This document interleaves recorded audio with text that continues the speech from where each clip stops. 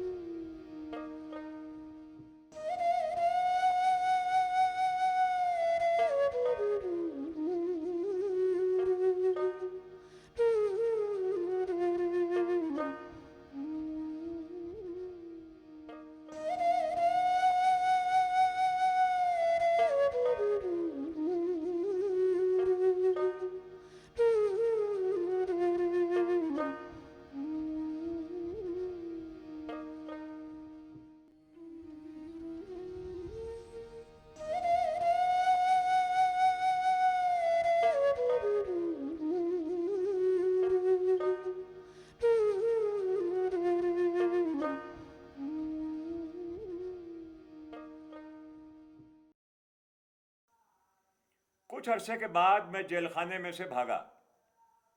3 برس بلاد شرقیہ میں پھرتا رہا۔ جب غالب کے والدین ان کے بچپن میں گزر گئے تو ان کے چچا نصر اللہ بیگ خاں نے ان کو پالا پوسا۔ کچھ سال بعد غالب کے چچا جو ایسٹ انڈیا کمپنی کی فوج میں رسالدار تھے، اچانک ایک دن ہاتھی سے گر کر مر گئے۔ چچا کی موت کے بعد کمپنی سرکار نے غالب اور ان کے بھائی یوسف مرزا کی پینشن مقرر کر دی۔ یہ پینشن انہیں اپنے دور کے رشتہ دار احمد بخش خاں کے معرفت ملنے لگی، پر احمد بخش خاں نے پینشن کی آدھی سے زیادہ رقم اپنے ایک رشتہ دار خواجہ حاجی کے نام کرا دی۔ خواجہ حاجی کے انتقال کے بعد بھی جب غالب کی پوری پینشن انہیں نہیں ملی تو غالب احمد بخش خاں سے ملنے گئے، جو کچھ روز پہلے ہی جنگ میں زخمی ہو گئے تھے۔ جو بھی ہو، اب تو آپ کو اپنا وعدہ پورا کرنا چاہیے، ورنہ مجھے اجازت دیں میں حکومت کے سامنے اپنا مقدمہ پیش کروں۔ برخوردار، تم میرے بچے ہو، میری آنکھوں کے نور ہو، آؤ میرے پاس آؤ۔ آؤ بھائی، تم دیکھ رہے ہو میں زخمی ہوں، اب بتاؤ اس حالت میں کیا کر سکتا ہوں؟ عزت مآب جنرل صاحب بہادر کو میں یہ بتا چکا ہوں کہ خواجہ حاجی نصر اللہ بیگ صاحب کے عزیز و اقارب میں شامل نہیں ہیں، اور میری غلطی سے ان کا نام سرکاری ریکارڈ میں درج ہو گیا ہے۔ میرے بچے، اب مجھے ذلیل و رسوا نہ کرو، تھوڑا صبر اور کر لو، چند روز اور ٹھہر جاؤ، میں تم دونوں بھائیوں کو 2000 روپے دیا کروں گا۔ بہتر تو یہ ہوگا کسی اور کو بیچ میں ڈالے بغیر میں خود سر چارلز میٹکاف سے ملوں، اپنا سارا احوال شروع سے آخر تک بلا کم و کاست ان کی خدمت میں پیش کروں۔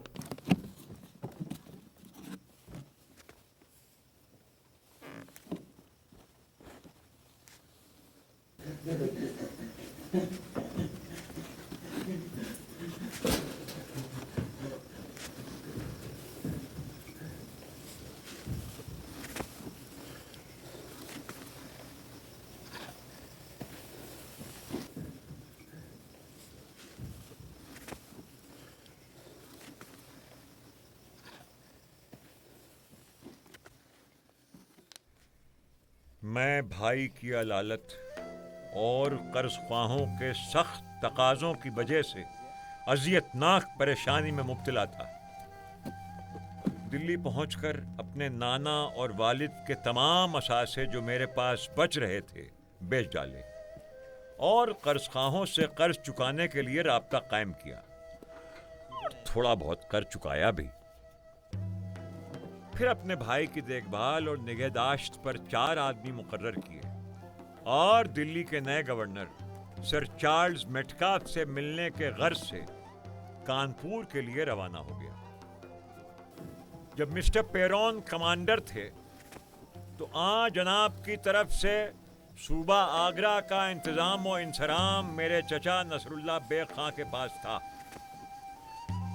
انگریزی فوج جب علاقے میں پہنچی تو نصر اللہ بیگ خاں نے ان کی اطاعت قبول کی، خود کو سرکار برطانیہ کے ساتھ وابستہ کر کے جرنیل لارڈ لیک صاحب بہادر کی خدمت میں حاضر ہوئے۔ اتفاق دیکھیے کہ کانپور پہنچتے ہی میں بیمار پڑ گیا۔ اچانک نوبت یہاں تک پہنچی کہ ہلنے جلنے کی طاقت بھی جاتی رہی۔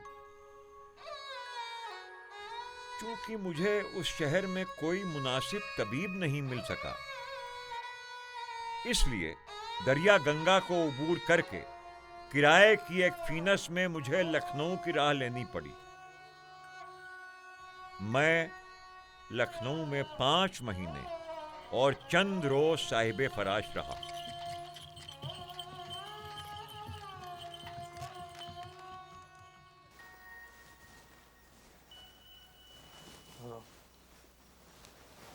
جناب، محترم الدولہ سید محمد خان بہادر عرف آغا میر کو آپ کے لکھنؤ شہر آنے کی خبر ہوئی ہے اور وہ آپ سے ملاقات کرنے کی گزارش رکھتے ہیں۔ محترم الدولہ کا حکم سر آنکھوں پر ناچیز کی ایک گزارش ہے کہ جب دربار میں حاضری ہو تو محترم الدولہ خود کھڑے ہو کر استقبال کریں، مجھ سے معانقہ کریں اور غالب کو نظر پیش کرنے سے معاف رکھیں۔ حضور، اگر آپ ایک ازداش لکھ دیں تو میں اسے خود ہی محترم الدولہ تک پہنچا دوں گا۔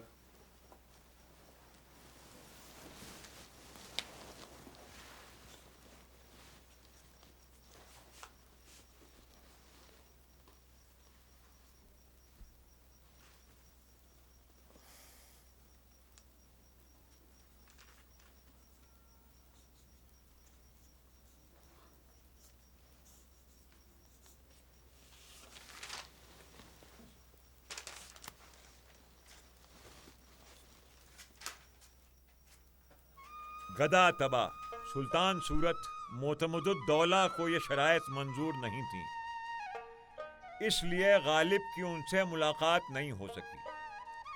ان کی خدمت میں حاضر ہونے کے لیے جو شرط قرار پائی وہ میری خودداری کے خلاف اور ننگے شیوہ خاکساری تھا۔ مانقے کے سلسلے میں ملاقات کے لیے ان کی طرف سے کچھ ایسی باتیں ہوئیں کہ ذہنی معاملے نے عملی صورت اختیار نہیں کی، چونکہ ان معاملات کی وجہ سے جن کا میں نے ذکر کیا ہے میرا دل زخمی تھا۔ نیز طویل سفر اور دشوار مقصد درپیش تھے۔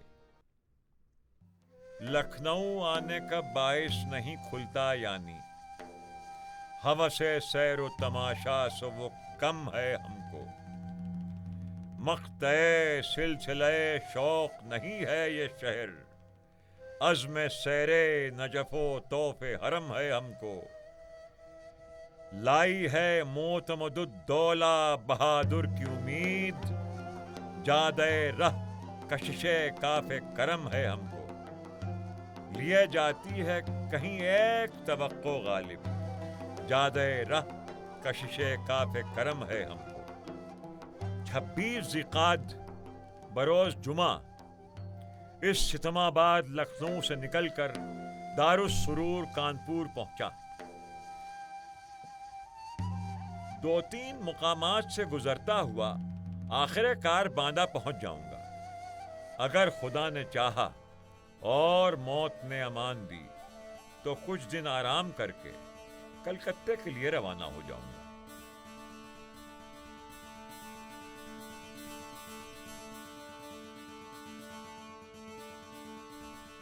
آبرو کیا خاک اس گل کی کہ گلشن میں نہیں، ہے گریباں ننگ پیراہن جو دامن میں نہیں۔ ذوف سے اے گریا کچھ باقی میرے تن میں نہیں، رنگ ہو کر اڑ گیا جو خون کے دامن میں نہیں۔ ہو فشار ذوف میں کیا ناتوانی کی نمود، بھئی قد کے جھکنے کی بھی گنجائش میرے تن میں نہیں۔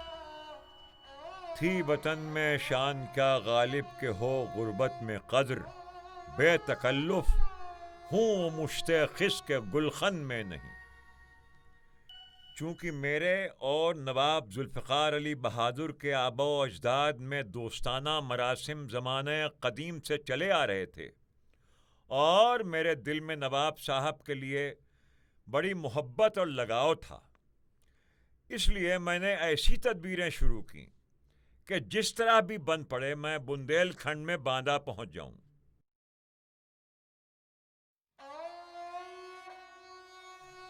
میں وہاں نواب صاحب کے دولت کدے پر 6 مہینے مقیم رہا۔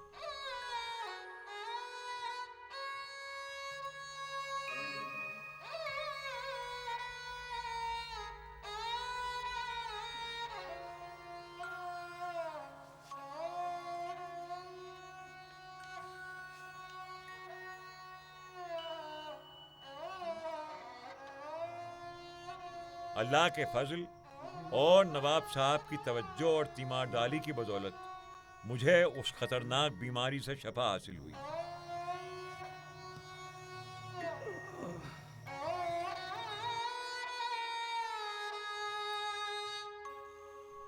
میں نے نواب صاحب سے 2000 روپے قرض مانگے اور دل میں سوچا کہ یہ بھی غنیمت ہے، یہ روپے لو اور چلو یہاں سے۔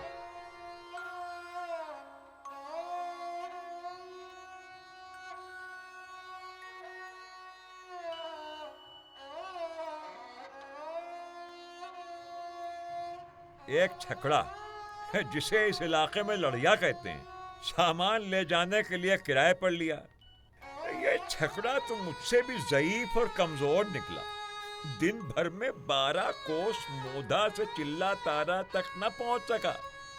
مجبوراً راستے میں ایک گاؤں میں رات گزارنی پڑی۔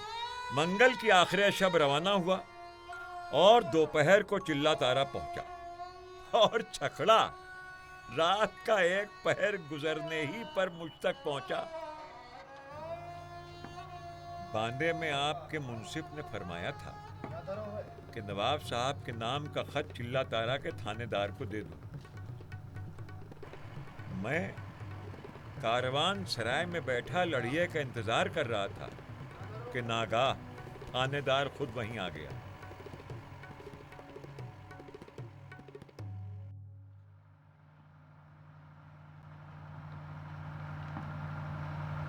جناب آداب عرض کرتا ہوں، خاکسار کو نواب اسد اللہ خان غالب دہلوی کہتے ہیں۔ کہاں سے آئے رہے ہو؟ باندہ۔ نواب صاحب کے منصف مرزا مغل نے فرمایا تھا کہ نواب صاحب کے نام میرا خط آپ ان تک پہنچا دیں گے۔ کہاں تم کا ڈاکیا لگا ہے؟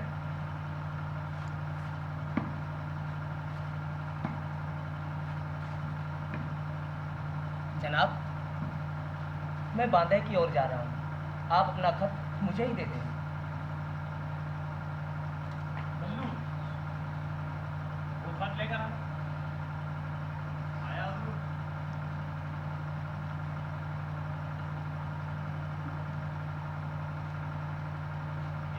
نواب صاحب کو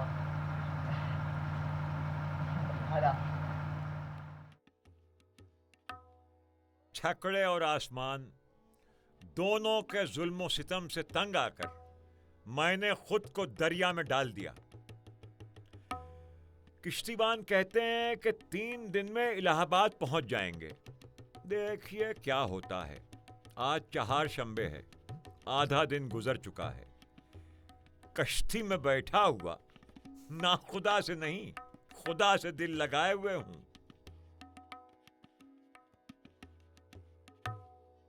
सातवें दिन मैं उस वीराने में पहुंचा, इलाहाबाद। दूसरे दिन एक बैलगाड़ी किराए पर मिल गई। सुबह के वक्त गंगा के साहिल पर पहुंच गया। हवा की तरह तेजी से गंगा पार कर ली। पाए शौक के साथ बनारस की तरफ सफर सरगर्म हो गया।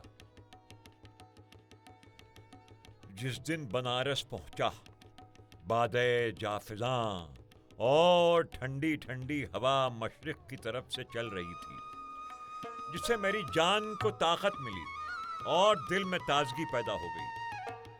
वज्द करती हुई नसीम के झोंकों ने मेरे ज़ौफ़ और कमजोरी को बिल्कुल दूर कर दिया। इस सनम कदे से जब जब नाकूस की निशात आफरी आवाज बुलंद होती है तो अजब सुरूर और कैफ का आलम होता है। बादे तमाशा से मेरा ज़ौक़ इस कदर मखमूर हो गया है कि दिल्ली की याद भी दिल से जाती रही। हरी में बहुत परस्ता है ये खित्ता,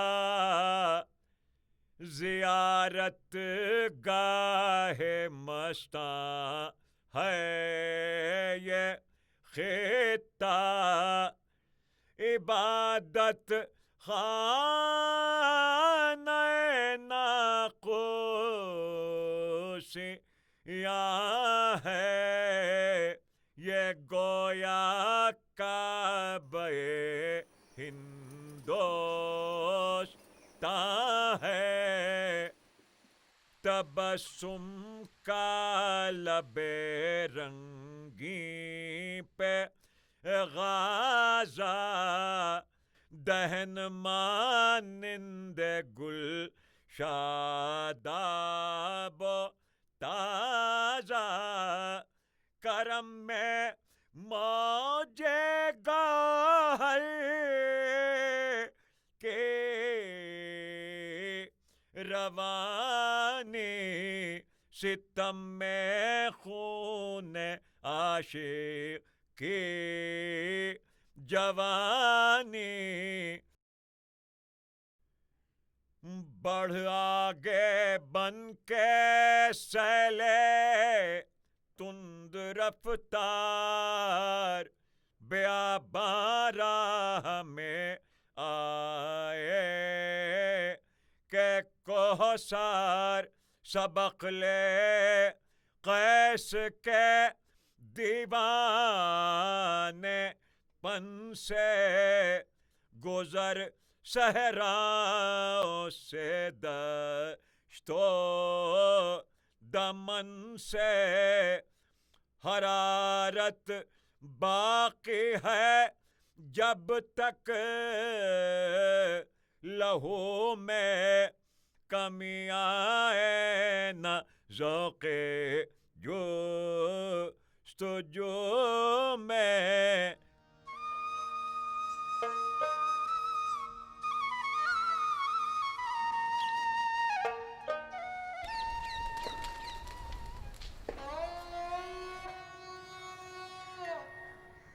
मैं गर्दे राह की तरह गिरता पड़ता, कोहो बयाबा में हर कदम पर पत्थरों और कांटों की धार पर चलता हुआ, कभी रातों की सर्दी से अफसुर्दा व परेशान और कभी गर्दिशे अय्याम की सितमगरी से नाला।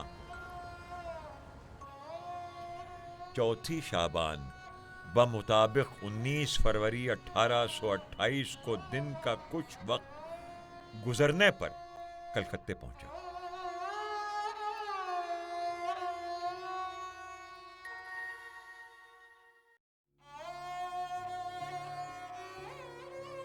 कलकत्ते का जो जिक्र किया तूने हम नशी, एक तीर मेरे सीने में मारा कि हाय हाय, वो सब्ज़ाज़ार हाय मुतहर कि है गज़ब, वो नाज़नी बुतान खुदारा کہ ہائے ہائے.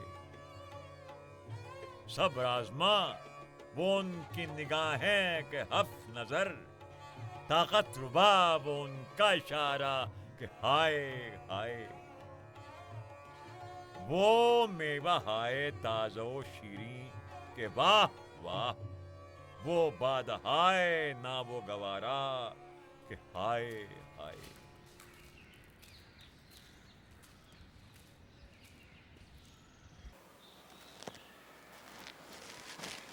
اب 2 مہینے سے میں یہاں ہوں جہاں انصاف کی گدی ہے. میرا ارادہ ہے کہ اگر حکومت نے میرے ساتھ کی گئی ناانصافیوں کی تلافی کر دی اور میرے دعووں کی سنوائی کی تو بامراد و مطمئن اپنے گھر چلا جاؤں گا اور آرام سے زندگی بسر کروں گا اور اپنے غریب بھائی کے معالجے کی کوشش کروں گا.